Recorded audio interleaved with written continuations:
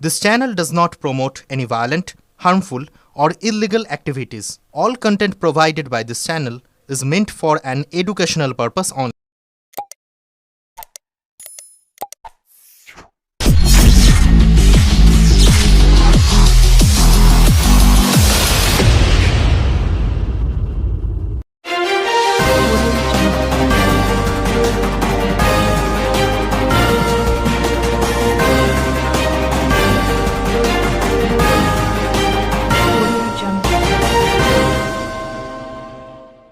আজ হুগলির বৈদ্যবাটিতে Netaji Subhash training institute of agricultural marketing এর কনফারেন্স হলে পঞ্চায়েত দপ্তরের আধিকারিকদের সঙ্গে নিয়ে অনুষ্ঠিত হয়ে গেল এক গুরুত্বপূর্ণ প্রশাসনিক বৈঠক।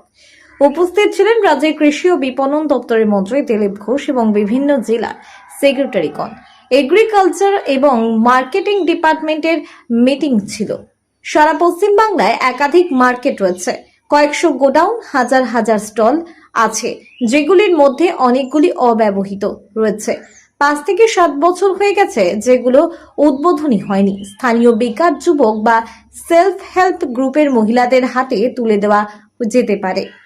ডিপার্টমেন্টের কাজ, কর্মচারী কোথাও বেশি আছে, কোথাও কম আছে, সকলকে ঠিকমতো শিফট করে দেওয়া। এগ্রিকালচার ও মার্কেটিং ডিপার্টমেন্টের কাজ যাতে সুষ্ঠুভাবে চলে সে ব্যাপারেও আলোচনা হয়েছে। গ্রামের কৃষকদের কাছ থেকে সরাসরি সবজি কিনে নিয়ে এসে মার্কেটে দেওয়া, বিক্রি করা।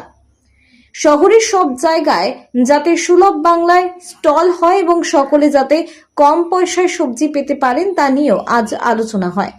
আলু যে আগের সরকারের আমলে বাইরে পাঠানো যেত না, তার ফলে আখেরে ক্ষতি হয়েছে কৃষকদেরই। বিজেপি সরকার রাজ্যে ক্ষমতায় আসার পরে এই বাধা উঠে গেছে, কৃষকরা এখন বাইরে আলু বিক্রি করতে পারে। ব্যুরো রিপোর্ট, আমার কলকাতা নিউজ। বিভিন্ন জেলা সেক্রেটারি এসেছিলেন। হ্যাঁ, একাধিক মার্কেট আমাদের আছে সারা পশ্চিমবাংলায়। আমরা ট্যাক্স নিই সেখান থেকে, এবং সেই ট্যাক্সে ডিপার্টমেন্টের খরচাপত্র, বেতন চলে। তো একটা বড় বড় অ্যাসেট তৈরি হয়েছে, গোডাউন, হাজার হাজার স্টল, তার মধ্যে অনেকগুলো অব্যবহৃত আছে। তো ধরুন 450, 550 এরকম গোডাউন আছে বিভিন্ন জায়গায়। তার মধ্যে 25-30% আনইউজড আছে, অনেক বছর মার্কেট তৈরি হয়ে গেছে, উদ্বোধন হয়নি, 4-5-7 বছর পড়ে আছে, ওটা খরচা হয়েছে। প্রায় 1600-র কাছাকাছি স্টল আছে, তার মধ্যে 450 কাছাকাছি ইউজই হয়নি, এখনো দেওয়াই হয়নি বিভিন্ন কারণে। এই ব্যাপারে কথাবার্তা হলো, যেখানে হয়তো ভাড়া যাচ্ছে না, স্থানীয় বেকার যুবকদের বা সেলফ হেল্প গ্রুপের মহিলাদেরকে আমরা বলবো যে আপনারা এখানে ব্যবসা করুন, কিছু দিতে হবে না। এগুলো কিছু আলোচনা হলো। ডিপার্টমেন্টের কাজ, কর্মচারী কোনো জেলায় বেশি আছে, কোথাও কম আছে, তাদেরকে শিফট করার চেষ্টা।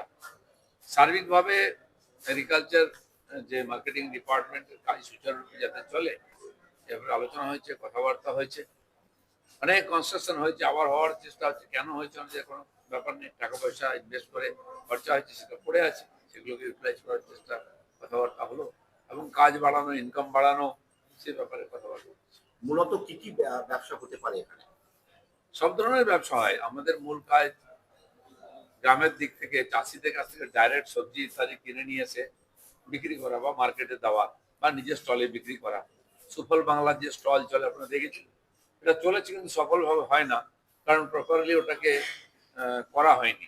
অকশন ইত্যাদি করে কিছু লোককে দিয়ে দেওয়া হয়েছে, তারা চালাতেও পারে না, বা খুশি করার জন্য দেওয়া হয়েছে। সেটাকে একটু আপগ্রেড করার চেষ্টা হচ্ছে, আরো লোককে যুক্ত করে, বেশি লোককে তার মধ্যে ইনভলভ করে, যাতে শহরের বিভিন্ন মার্কেটেতে সুফল বাংলা স্টল হয় আর লোক কম দামে গ্রামের টাটকা সবজি পান।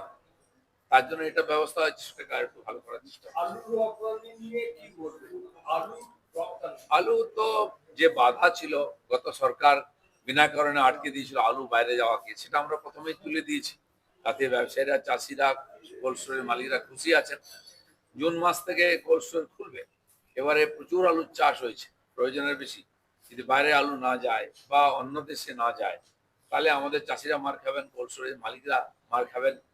শেষে 10 লক্ষ মেট্রিক টন আলু থেকেই যাবে, এটা ইউজ হবে না, বার করা যাবে না, ফেলে দিতে হবে, এরকম অবস্থা। তো সেটা যাতে প্রপার ইউজ হয় এবং তারা পয়সা পান, তার জন্য আমরা এটাও ভাবছি যে তারা ভর্তুকি চাইছেন যে বাই রোড যদি সাপ্লাই হয় ক্ষতিপূরণ দেওয়া যায় কিনা, বাই ট্রেন রেল যদি যায় অন্য রাজ্যে তার জন্য কি হতে পারে। কেন্দ্রের তরফে কোনো প্রস্তাব নেই, পশ্চিমবঙ্গ সরকার এই ব্যাপারে ভাবছে কিভাবে সহায়তা করা যায়। আমরা বলেছি আপনারা কথাবার্তা বলুন, অন্য রাজ্যে পুরনো গ্রাহকদের সঙ্গে কথা বলুন, তারা কি চাইছেন, আমরা সঙ্গে আছি।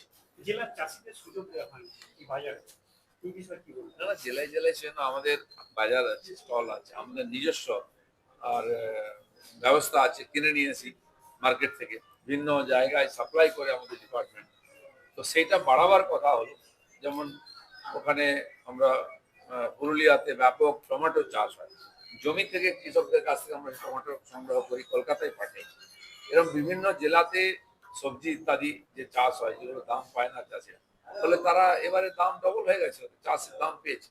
এরকম বহু জিনিস আছে যেটা অনেক পার্থক্য হয়ে যায়, চাষি, বিক্রেতা, দালাল এবং গ্রাহকের হাতে আসে কয়েক গুণ দাম বেড়ে যায়।